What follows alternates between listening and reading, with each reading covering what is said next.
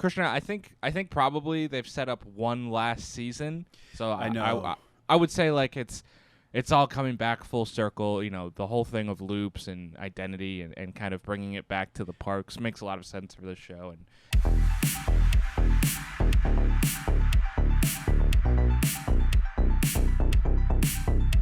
but this could serve as a finale too, if needed, because there's a with everything going on at Warner Discovery, I think there's a good chance they're just like, It doesn't come back.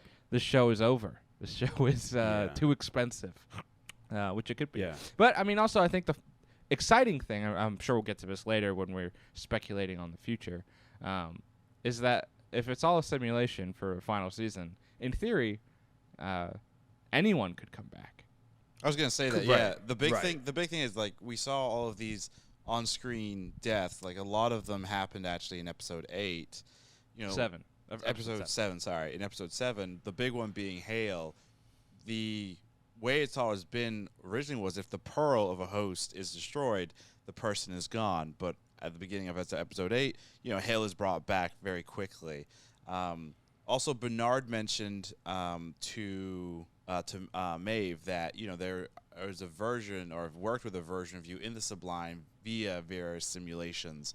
So to the point of, you know, everything is a simulation, then there are copies already of everybody. The other big thing too is Westworld, way back under the leadership of, you know, Ford and everything, they were gathering people's, not essence, but they were capturing the brain waves and all that fun stuff. So you have all that information as well in the Sublime. That's how, remember, Bernard was able to do all the simulations and everything of people. So even humans that we've seen, like the Man in Black, could essentially live and be in the Sublime as well. So And there's a hint of that at the end of season 2, which is the flash forward like end credit scene where the Man in Black is once again in the forge and his daughter is there, and it's this weird kind of simulation, and it's kind of alluding to that they're doing the sentience test that they showed with his father-in-law in the flashbacks that season. So that's actually where we could be heading. Like, essentially, Delores might bring everybody back in some way, shape, or form and see who kind of survives and who doesn't, and whatever her final test/game is. She is finally the game master. Yeah, I mean, you already know how season 5 is going to end.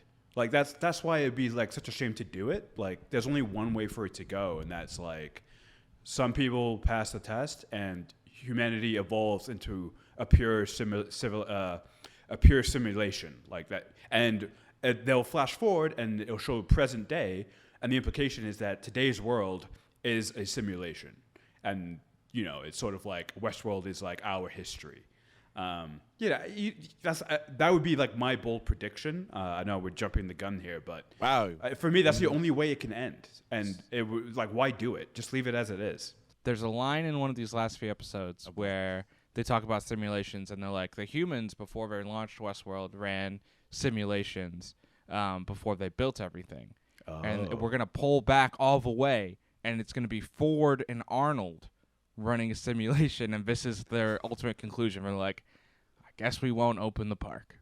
That would be so annoying. That would be really annoying. It's like, and you know what? The whole thing, it was all a dream. No, but again, I mean, the interesting thing with Westworld is they said at the get-go, after like when they're doing the press stuff, I think post or something for season 1, Craze did say like they have an idea of where everything is going and how it will all end. Obviously, I'm sure it's where we're at right now is not necessarily 100% exactly that, but you know, the one thing that always intrigued me with the show was that they said that statement, like, we know where we're going, we have a general plan. It's not like we're making this up season to season.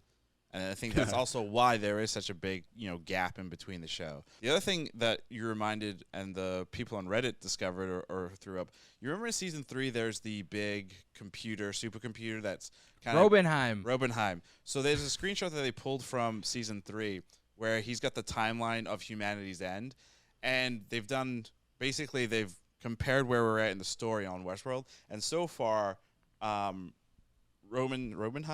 is Robenheim is correct in terms of its predictions about the end of humanity and everything.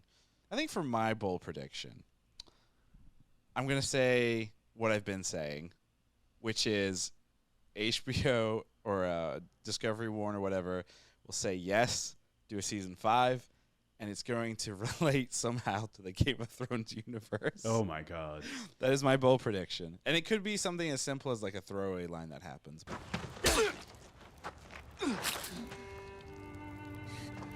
For the watch.